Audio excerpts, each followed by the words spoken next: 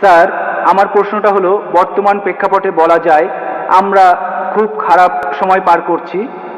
আমরা সবাই শান্তি চাই, হোক জাতিগত শান্তি বা হোক ধর্মীয় শান্তি, অথবা সে যাই হোক, আমাদের আসলে শান্তি আর মানবতার প্রয়োজন। এই ধর্মের কারণেই কি পৃথিবীতে আমরা আজ এত বেশি সমস্যা দেখছি? এই ধর্মের কারণেই কি পৃথিবীতে এত বেশি যুদ্ধ আর অরাজকতা চলছে? এটা এটা বাদেও অন্য সমস্যা আছে। আর এই ধর্ম দিয়েই কি পৃথিবীর সব সমস্যার সমাধান করা যায়?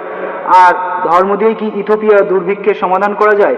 শিশুরা না খেয়ে মারা যাচ্ছে, ধর্মই কি সব কিছুর সমাধান? ধর্ম দিয়েই কি পৃথিবীর এই সব সমস্যা সমাধান করা যাবে?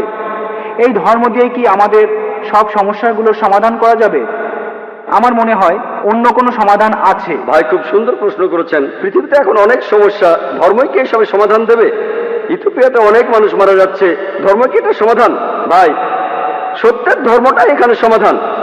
আল্লাহ পবিত্র কোরআনে বলছেন, সূরা আল ইমরানের 19 নম্বর আয়াতে উল্লেখ আছে, ইন্নাদ-দীনা ইনদাল্লাহিল ইসলাম, একমাত্র গ্রহণযোগ্য দিন হলো আল্লাহর কাছে নিজের ইচ্ছাকে সমর্পণ করা। যদি দেশে সব লোক আল্লাহর কাছে আত্মসমর্পণ করত, তাহলে ইথিওপিয়ায় কোনো সমস্যাই হতো না। আল্লাহ পবিত্র কোরআনে বলছেন, আর সহিহ হাদিসেও আছে, ইসলামের তৃতীয় স্তম্ভ হলো প্রত্যেক ধনী লোক যাদের সঞ্চয় নিসাবের তুলনায় অতিরিক্ত 85 গ্রাম স্বর্ণ, তাদের সঞ্চয়ের 2.5% দান করে দেবে। যদি সব লোক দান করত, দারিদ্র্য বলে পৃথিবীতে কিছুই থাকতো না। ইথিওপিয়াতে অবশ্যই পুরো পৃথিবীতে একটা মানুষ না খেয়ে মারা যেত না।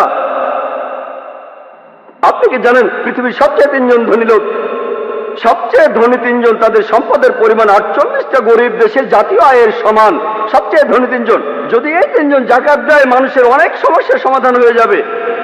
সমস্যা হচ্ছে, প্রত্যেকটা মানুষ যদি ইসলাম ধর্ম পালন করত, আল্লাহর কাছে নিজের ইচ্ছাকে সমর্পণ করত।